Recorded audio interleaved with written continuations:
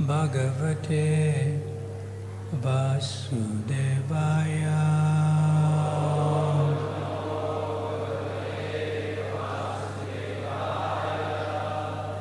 Om Namo Bhagavate Vasudevaya.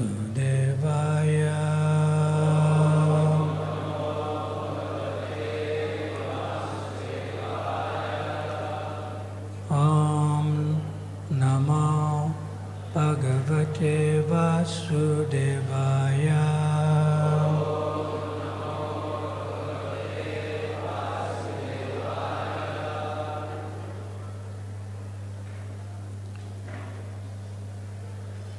Srimad Bhagavatam, Canto 10, Chapter 52, entitled Rukmini's Message to Krishna. So there's a summary to chapter 52, and we'll read that summary first, and then we'll proceed on to text number 1. There's no purport for that, and then text number 2 with the purport. So the summary of the chapter is as follows. This chapter describes how Lord Balaram and Lord Krishna, running as if in fear, went to Dwarka. And then Lord Krishna heard the message of Rukmini from the mouth of a Brahmana and chose her as his wife.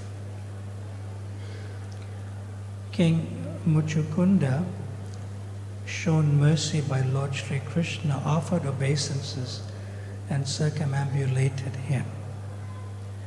The king then left the cave and saw that humans, animals, trees and plants were all smaller than when he had fallen asleep.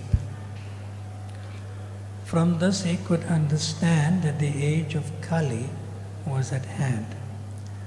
Thus, in a mood of detachment from all material association, the king began worshipping the Supreme Lord, Sri Hari. Sri Krishna returned to Mathura, which was still under siege by the barbarian army. He destroyed this army, collected all the valuables the soldiers had been carrying, and set off to Dwarka. Just then, Jarasandha arrived on the scene with a force of 23 Akshayani. Lord Balaram and Lord Krishna, acting as if fearful, left their riches aside and ran far away. Because Jarasandha could not appreciate their true power, he ran after them.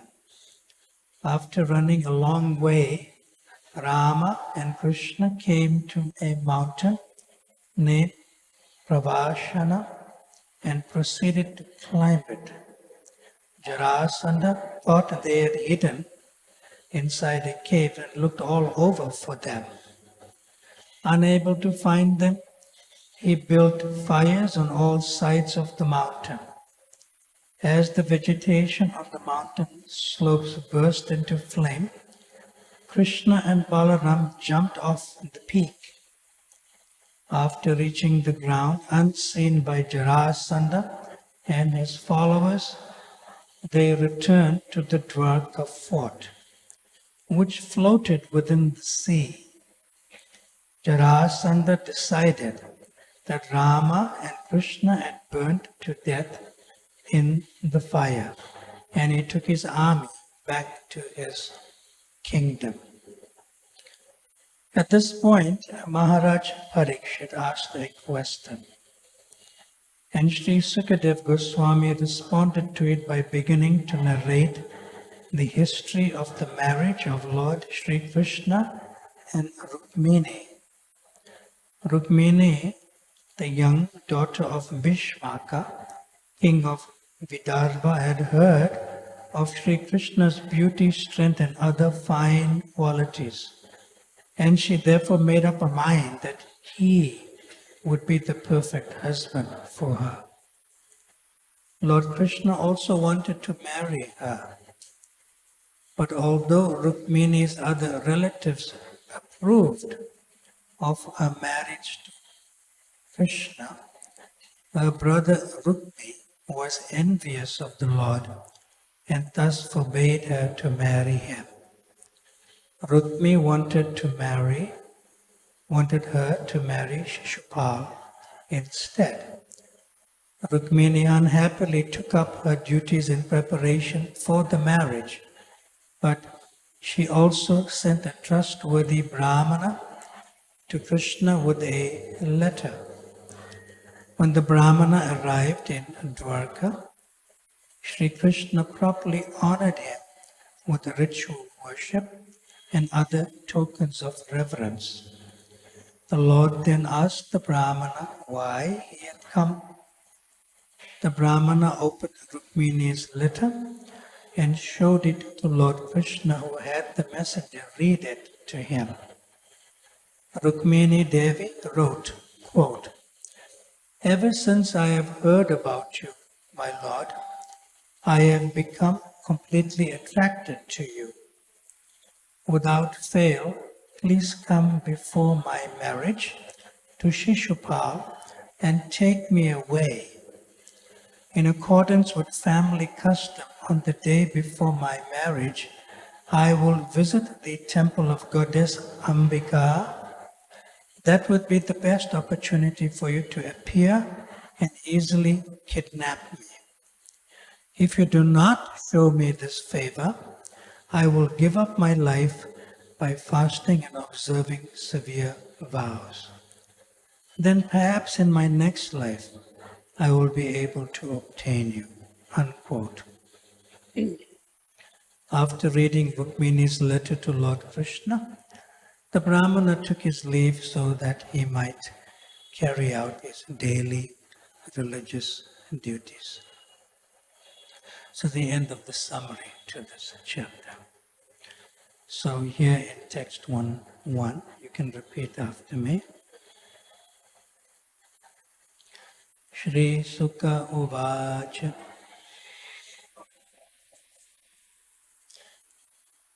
Itam so nugrahitunga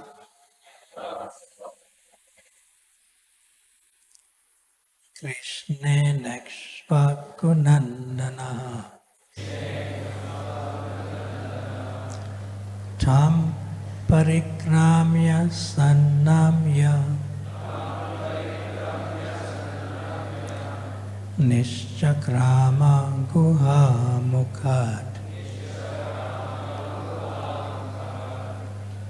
Vamos a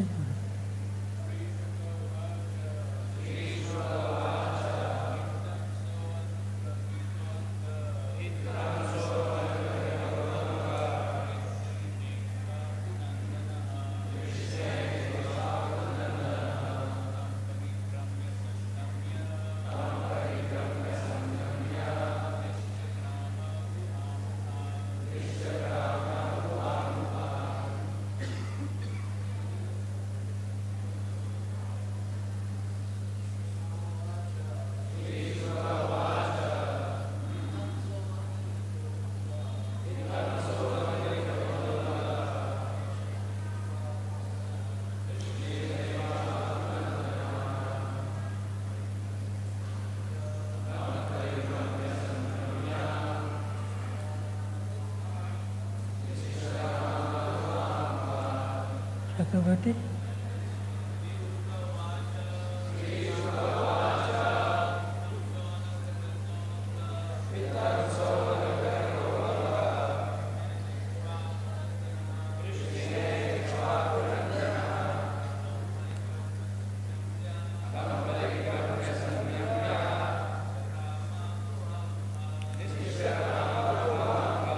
Mataji's.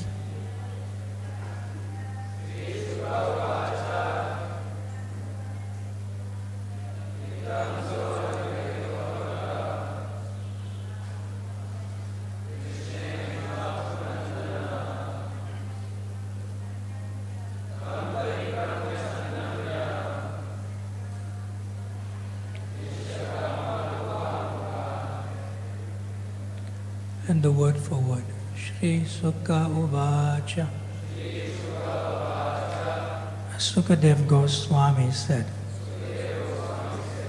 Itam, in this manner, Saha, he, Anugrahitaha, shown mercy, Anga, my dear, Parikshit Maharaj, Krishnena, by Lord Krishna, Ikshvakunandana, Muchukunda, the beloved descendant of Ikshvaku, Tam, him, Parikramya, circumambulating, Sanamya, bowing down, Nishchakrama, he went out, Guha, of the cave, Mukhat, from the mount. And translation by the followers of Srila Prabhupada. Sukadev Goswami said, my dear king, thus graced by Lord Krishna, Muchukunda circumambulated him and bowed down to him. Then Muchukunda, the beloved descendant of Ikshvaku, exited through the mouth of the cave. I'll just read text 2 myself, you don't need to respond. Samvikshya Shulakan Matyan Pashun Virud Vanas Patin Matva Kali Yugam Praptam Jagama Disham Uttaram.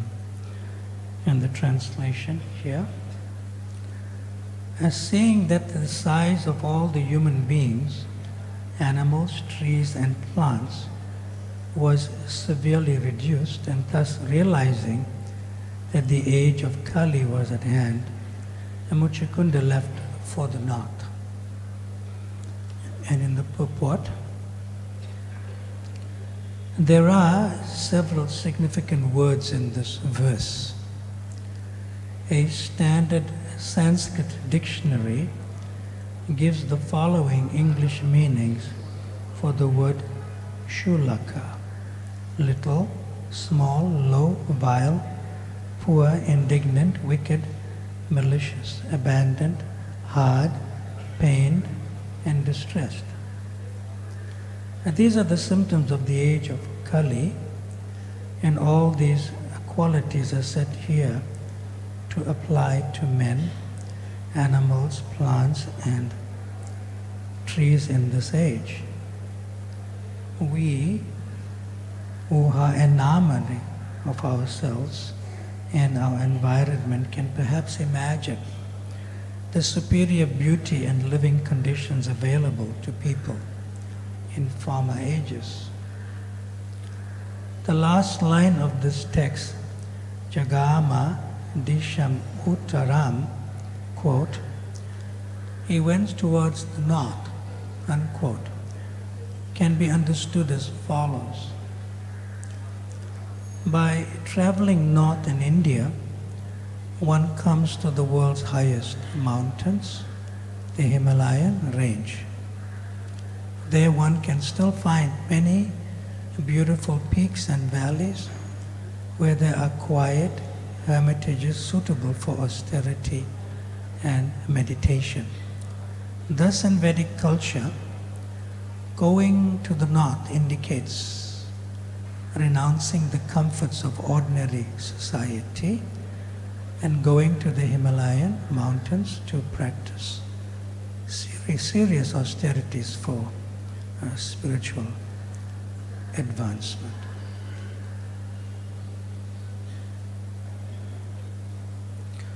Om Jnana Timirandasya Jnananjana Shalakaya Chakshurun militam yena tasmai shri guruve namaha.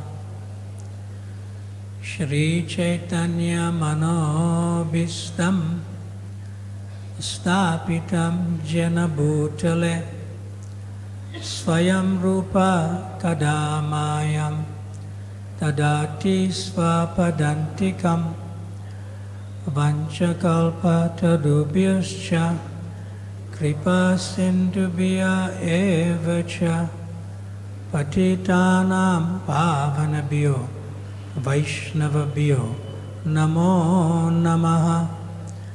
Jaya Shri Krishna Chaitanya Prabhu Nityananda Shri Advaita Gadadhar Shrivasadi Gaura Bhakta Vrinda.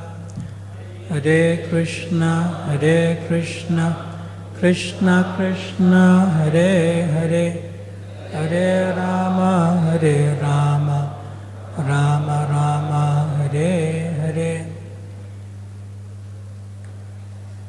His Holiness BhaktiBrihat Swami has just completed another book. It's called Dancing White Elephants, Traveling with Srila Prabhupada from 1970 to 1972 in India. That's the first batch of 30 some odd devotees who joined Srila Prabhupada, leading some devotees. And he was one of them. So, Srila Prabhupada was in Indore in December of 1970. And he was invited to speak at the Lions Club. You also get like a Rotary Club, something like that. Yeah. These are like influential people who belong to such a club. Yeah. So during the talk at one point, I don't speak Hindi, but I can understand a little bit. But he was speaking there in English, because his disciples there were with him. But if any of you heard Srila Prabhupada speaking in Hindi in India, his audio lectures, practically in a lot of those lectures, quite a number, he screams, he shouts at them, his own countrymen. Like, wake up, like Jeep Jago. So here also he didn't like sort of cushion anything or pull any punches. He let it go. Like that. And at one point he very bluntly told all these leading people in Indore in December 1970. And Srila Prabhupada said, and this is his exact words, in 3 years, I accomplished 100 times more than all the swamis and yogis who have come to the West in the past century. You can imagine 3 years means like, from 1966 to 67, 68, 69, and he came to 1970, to India at that time, with his disciples. So there's a difference between King Muchakunda, going to Badrikashram. He went to Badrinath. Yeah. He went to, you could say, liberate himself and go back to Vaikuntha or Goloka. Yeah. But Srila Prabhupada didn't do that. And Prabhupada sometimes used to quote, Panchas Urdhvan Vanam Vrajet, at the age of 50, you take Vanaprastha, you go to some forest. And when one disciple asked Prabhupada, which forest? He said, Vrindavan, Vrindavan. in that forest. Like that. But also Srila Prabhupada, he did not really follow that because this is during the previous yuga, Dwarpa Yuga, where this sort of mission for preaching was not so pronounced because people were more pious. And this is like the beginning of Kali Yuga. Prayana alpaya subya kalo asmin yuge chanaha mande subande matayu mande bhagihi upadrita. And in the purport, the devotees who gave the commentary, they say this particular word in the second verse, shulakan, and it means little, small, low, vile, poor, indignant, wicked, malicious, pain, distress. So this is in keeping with that verse also, that in the Kali Yuga people are bound to be distressed, short lives, short memory, and above all they quarrel with each other. So King Muchakunda, he could see this coming of the age of Kali. And he couldn't relate to it actually. He couldn't relate to it because people were not his sort of size and stature and so forth. And he just went to the knot. He felt he couldn't go into this situation from the beginning of Kali Yuga. But Prabhupada is different. Prabhupada is in the Kali Yuga and this is what he has done. And Prabhupada's followers are also different. I did some research. I also went to Chardham twice. Yamunotri, Gangotri, Kedarnath and Badrinath. But I didn't come across so much in Srila Prabhupada's conversations, lectures, room talks, morning walks, or even in the purports, emphasizing that we should go there, like that. Although it's nice to go, it's holy places, it's nice to go, and I went twice. It's nice to go. But we have to come back into the age of the influence of Kali, like that, and try to be compassionate to people as we have received mercy and compassion. And similarly, Krishna extended his mercy and compassion to Muchakunda, but he didn't tell him to preach. He said, you go back now. It's okay. You did enough service for the demigods and so forth. You go back. But Srila Prabhupada didn't tell us to do that. What's that famous thing? Work now, samadhi later. Yeah. So maybe when one's age is a little older and so forth, one should go to Vrindavan or Mayapur or Jagannath Puri and pass one's life. Because if one does not do that and one is in ISKCON temples where the missionary spirit is vibrant, then time will be taken that you have to take care of these other devotees and the missionary spirit is there. So the holy places are necessary, but at the same time it's necessary in some part of one's life, especially for old age and disease, and one who's in the Vanaprastha ashram can do that. But Srila Prabhupada never did that. Never did that. And in another place, it's quite amazing actually.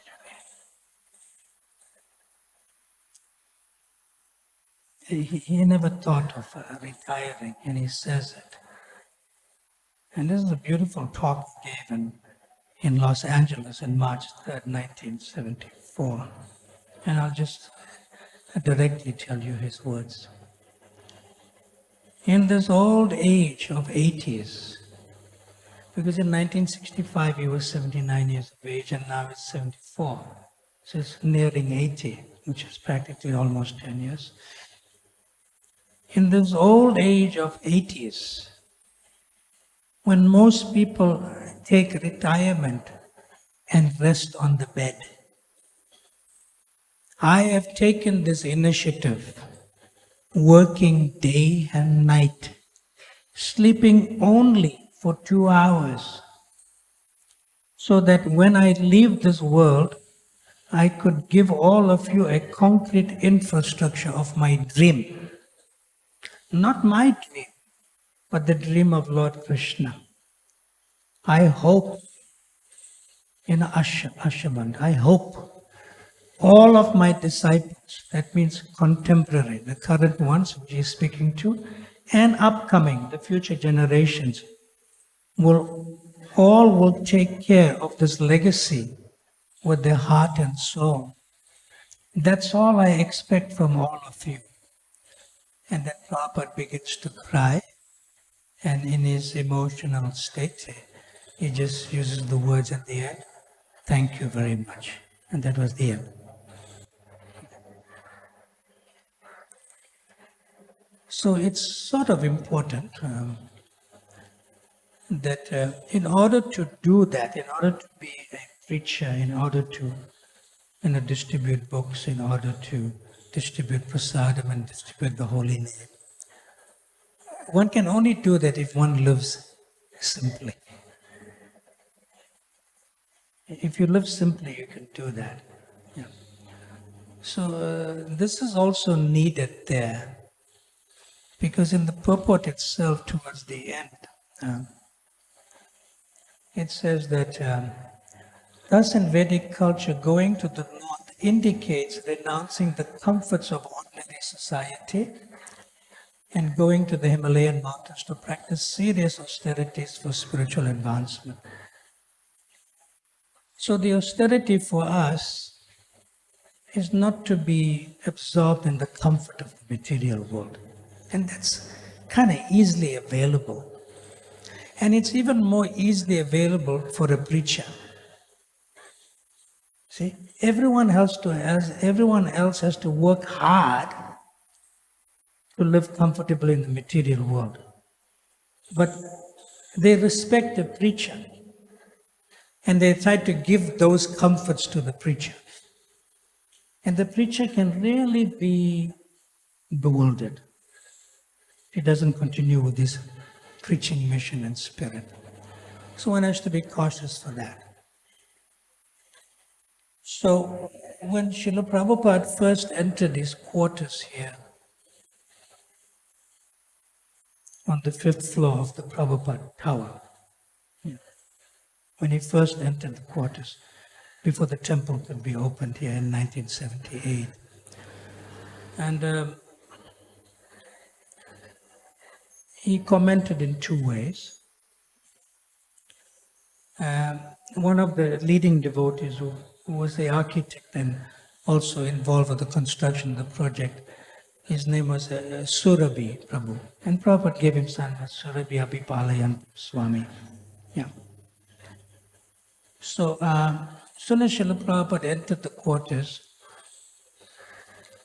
he said, "This is fit for a king." This place. Because this is the most opulent quarters of Srila Prabhupada in the world. More opulent even than his home in Vrindavan or his quarters in Los Angeles. Most opulent. This one.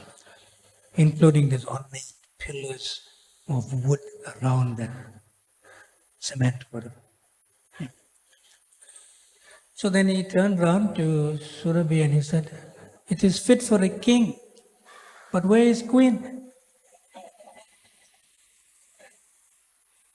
He sort of jested about it, like that. So when he entered further into the room, I mean, you can imagine, this is the founder Acharya. He's like Jagat Guru of the whole world, like that. And he's like light-hearted about it. Yeah. So he entered, he said, and there, well, what will I do? If you go into the room and you enter now into the foyer, on your left side when Prabhupada enters, and what will I do? And then the devotees were accompanying him. He said, now there you will dictate. You see his dictaphone. So he turned left and he said, what will I do? There you will take rest on this side, the eastern side. So he walked again, and what will I do there in the main mandap? They said, no, there you will meet guests. So Prabhupada's deity form is there. Yeah. And then he turned around, what will I do on the right side? Here you will honor prasadam. Like that. And then he goes into the room, and the next room on the left side, what is this room for? This is your day room. And Prabhupada was so suchi. In that day room, he'll only pass water. Only pass water. Like a separate situation. But in his bedroom, he'll pass in the morning. And then there was his kitchen for the servants, like that. And Prabhupada said, just like my rooms at Radha Damodar, in one corner, I used to take rest. I mean, if you've been to Radha Damodar temple, that's small, besides the kitchen area, and across the veranda, the small room. How small is that room? Maybe like 2.5 meters by 3 meters or something, right? That's small room. He said, just like my rooms at Radha Damodar. In one corner I used to take rest. In another corner I used to translate the first canto of Srimad Bhagavatam. In another corner I used to meet people.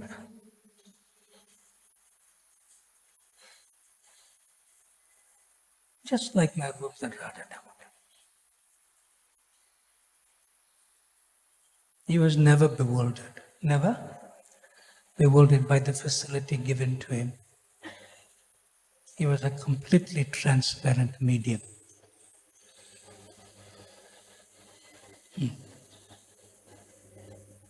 Completely transparent medium.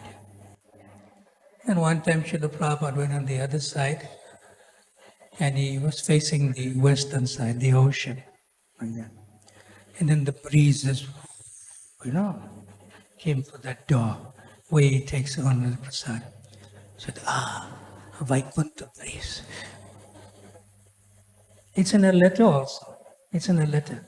Vaikuntha breeze. He was not living in Mumbai.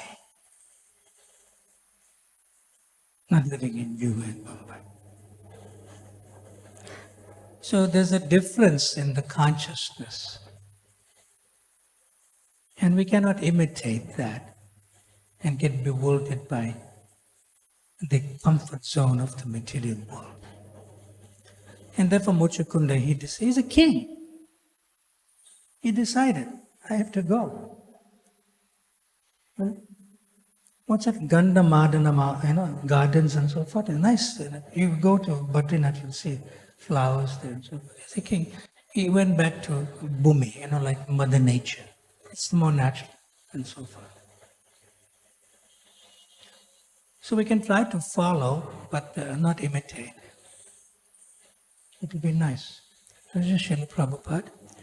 Quite different from the inhabitants of Dwarpa Yuga into the Kali Yuga. All right, we have some time. If you want to ask me questions or offer a comment, you're welcome.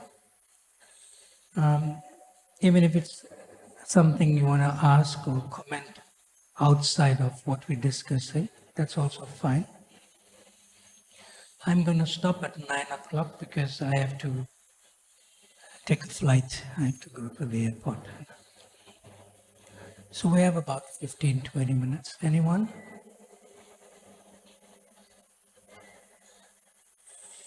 You can raise your hand. The microphone can come to you.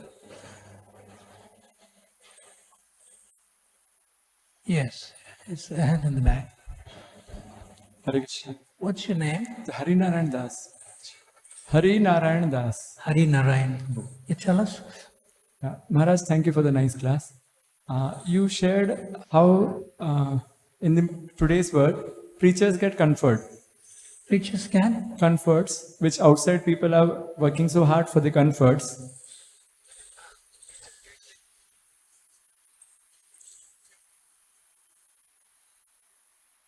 Yeah, if you're a preacher, Maya waits for you. How to say If you're a preacher, Maya waits for you.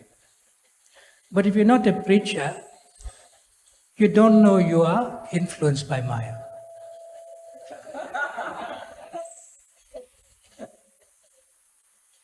So one is knowledge, and the other is in the innocence of ignorance. So one is not a preacher, you'll be in the innocence of your ignorance. So this is normal life. I'm a normal devotee, so what? But a preacher is a little different. Preacher knows Maya waits. Maya wants to not serve. Maya wants to influence. The preacher knows that. The preacher is more careful. So life becomes. Srila Prabhupada said that, okay, just to respond to you. One time His Holiness Krishna Goswami asked Srila Prabhupada, and Srila Prabhupada does say this in different purpose, that Krishna consciousness practices are easy. And it's very easy. You chant Hare Krishna, you honor Krishna Prasad. It's easy. So in this particular context, when Krishna Goswami was asking that to Srila Prabhupada, rebutted back. He said, I never said Krishna consciousness is easy. So Krishna Goswami was a little bit bewildered. He said, Prabhupada, but you said that. He said, no, I never said that like that. Then Tamal Krishna Goswami was a little bit bold with Srila Prabhupada.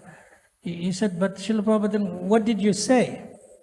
Then Srila Prabhupada, in a very humble and soft tone, he said, I said that Krishna consciousness is simple. Is simple. Then it becomes easy.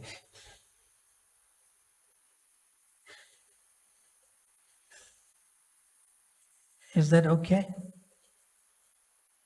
My question was that how we can be saved from this attack. How? We will be saved from this attack of Maya, where preacher will be attracted from the comforts and then he will be bewildered. So I'm going to ask you a question on your question. Is that okay? It's my habit. So how can you be saved from what? You want to be saved from what? From the so-called comforts which will come. You have to have common sense. You have to use common sense.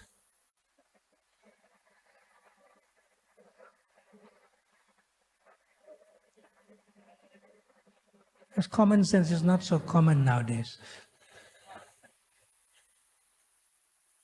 It's simple. You have to use common sense. You don't require deep spiritual realization, this, that, no. Krishna consciousness is the simple. It's simple. Simple means it's common sense.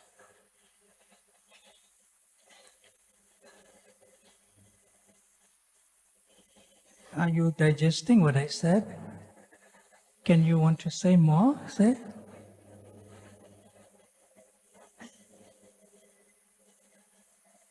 Give him the microphone. Let's see if he understands. So can you give me an example of how you can use your common sense personally on yourself, not in general, to improve, to come to simple life in Krishna consciousness? Give me an example. Let's say I'm traveling. Yes. And the devotees whom I would be preaching, they will help me by carrying my luggage or something like that. So then I should make sure that it's not needed. If my health is good, I can carry my luggage, then I should carry. I should not allow them to do that. Because that's not the purpose. Purpose is to encourage them in Krishna consciousness, not that to get my personal service to be done. But also you have to learn, if they are devotees who want to serve you, it's part of Krishna consciousness. You have to accept service as a service. That's called common sense.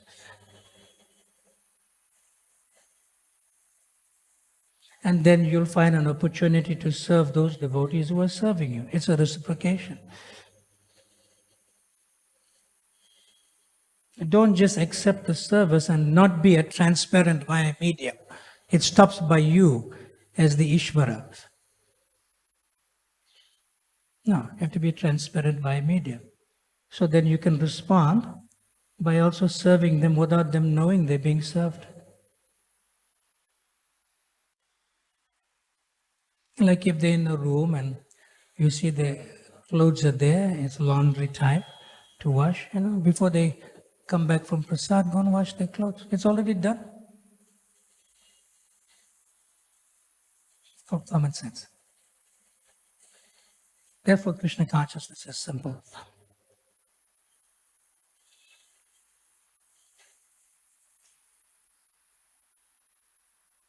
Some other hand, any of the Vaishnavis, Matajis have a question? There's 4 hands up here, so. Okay, bring the microphone here, Prabhu. Yes, Vishnu, Tattva. Yes. Krishna, Hare Krishna. Thank you very much, Maharaj, for nice class. Maharaj, our desire for being comfortable, our desire for enjoying the pleasure of this world is very deep rooted. That's not abnormal, that's normal. So when such opportunities are available,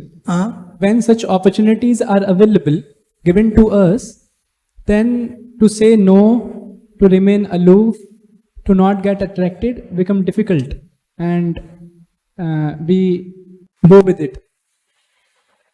So how a devotee, how I take care that I should not get.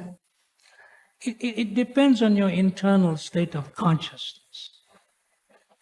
If you are sort of internally Atma Ramastra Munaya, if you're self-satisfied, you will accept some facility given to you, but that facility is temporary. It is temporary. So the temporary facility that is given to you as a sort of comfort situation in the material world, it's so temporary that you leave it behind in a few days. Especially for brahmacharis and sannyasis. But the maya is you become attached to it. You become? Yeah. You should know that the facility, you have to accept service as a service. But the facility itself is temporary, but the service as a service you're accepting will help the other person in devotional service.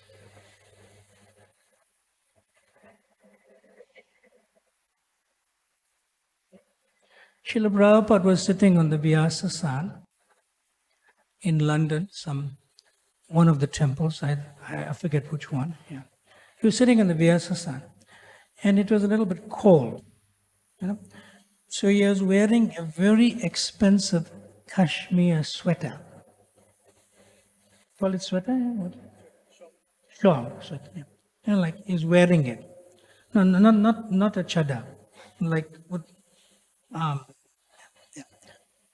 So at the end of the class, as he's about to come off the Vyasasana, so one devotee immediately came and gave him another sweater, which was like not a cashmere sweater. Like that. And Prabhupada graciously received that. And immediately, while there, he took out the expensive cashmere sweater and he put on the other sweater that he just received, and he gave that cashmere sweater to the devotee who gave him the inexpensive one. Because he didn't need two. Getting it? Yeah. So especially for brahmacharis and sannyasis. And if a brahmachari wants to be involved in some material opulence, then he'd better get married. It's simple, get married. But when you get married, it does not so simple after that.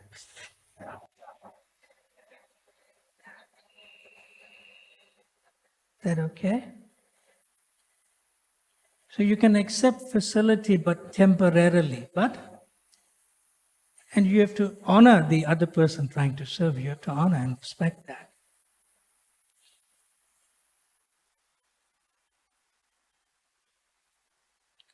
We'll take, there's some question right at the, there's a Mataji there.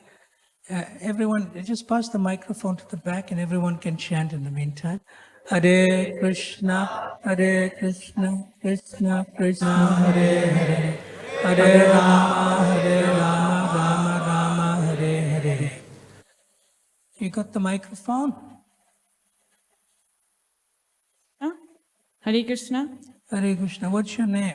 My name is Bhaveshwari Radhika Devidasi. Bhaveshwari Radhika. Radhika Devidasi.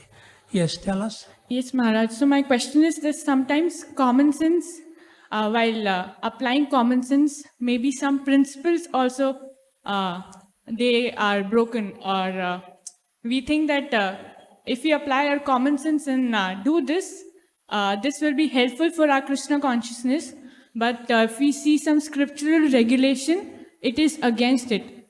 It may not hamper our Krishna consciousness, but the confusion may come. Okay, 1 second. Can you give me an example? Yes, Prabhu. Yes, Maharaj. Sorry. Because I don't understand. So it's like, say for a man to cultivate young girls in Krishna consciousness. So the principle is that men should not mix with women.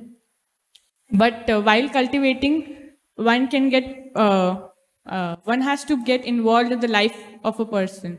So common sense is, one is coming to me for help. What do you mean? Sorry. What do you mean that when you're cultivating somebody, one has to get involved in the life of a person? What do you mean by that?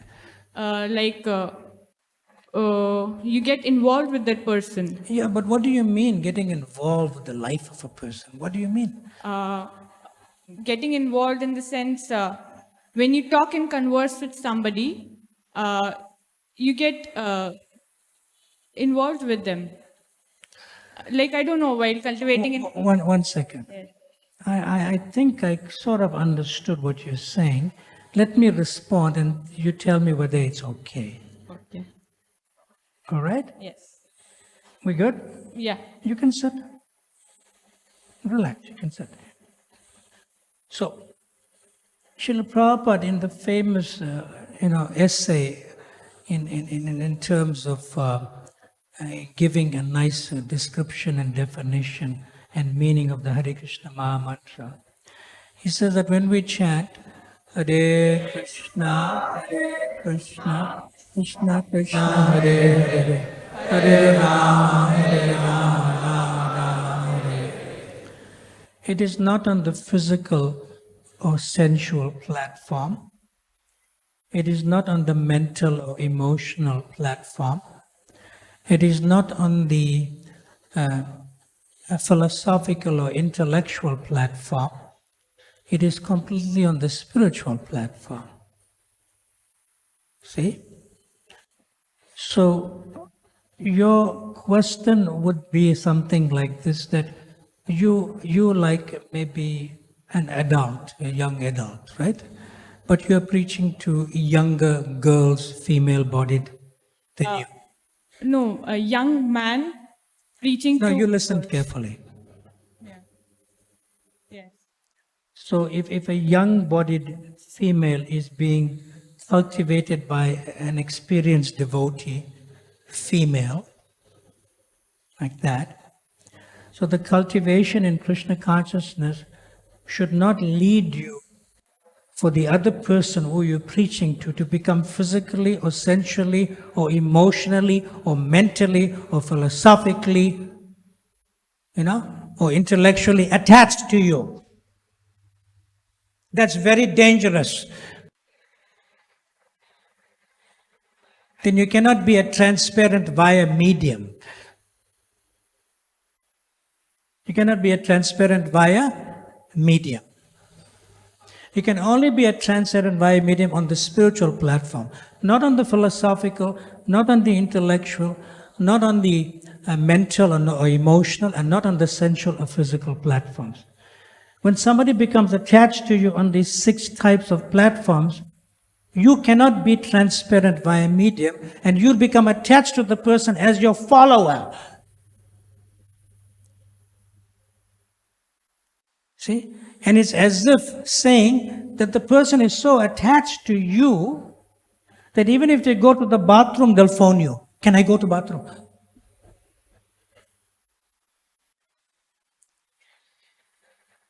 See? So do not preach to people and cultivate them as your follower, as they're like a robo. You know, robo? Switch on, switch off. No. That's very dangerous for you and for the person who's becoming attached to you. That means you're not a transparent via medium.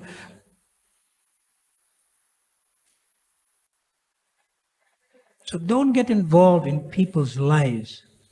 Just give them what will take them out of that life that they're suffering in. And one has to be very careful to be a transparent via medium. And if you don't know how to do it, you'll learn by your own experience. Like sometimes, there was some examples, sometimes it's like this. So one devotee will tell me, you know, he's like a brahmachari. And he says, you know, and she's married, you know, she has children. But Maharaj, she's very emotionally attached to me. In fact, she's so dependent on me. If she doesn't speak to me once a week, something happens to her. But you're a rascal. You like to be attached. She becomes your property. She becomes your possession. A preacher is above possessiveness. He's a transparent vibe.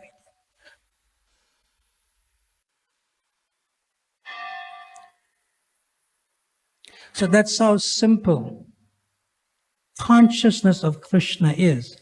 Not that that person becomes consciousness of you. Oh, I'm conscious of you, I dream about you, I think about you. And what is that? It could be an emotional attachment, it could be a philosophical attachment. Like a philosophical attachment is like this. A philosophical attachment is that, you know, you don't read Prabhupada's books, but when you have a question, you ask this person because they read Prabhupada's books. But if they tell you something and they don't give a reference from Prabhupada's books, and you believe it because you're attached to them philosophically,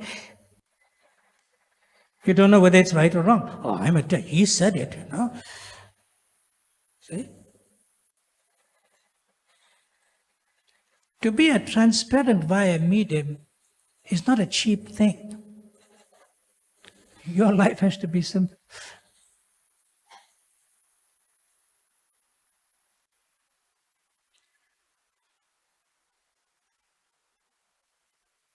I mean, just yesterday one person came to me, Maharaj, I have 1 crore, what do I do with it? I said, I don't know.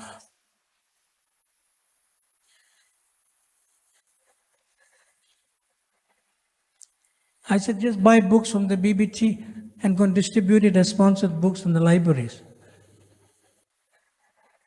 You know? I said, get plugged into the mission. Then I said, but what else? Can't I do something for the deities? I said, the deities get enough. There's enough pious Indian people who are not devotees who will give anything for the deity. Yes or no?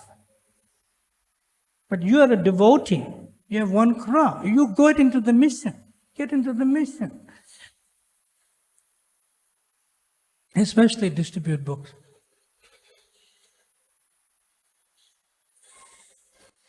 Yes, you have 1 crore. Okay, I'll tell you what to do. Come on.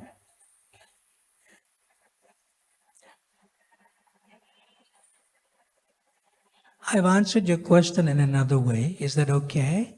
Yes, Maharaj, it was perfect and very clear. Thank you very much. Can I stop? Is that okay? Hare Krishna, Krishna Krishna, Hare Hare, Hare Rama, Rama. Srila Prabhupada ki, Ananta Koti Vaishnava Vrinda ki, Natai Go Premanande.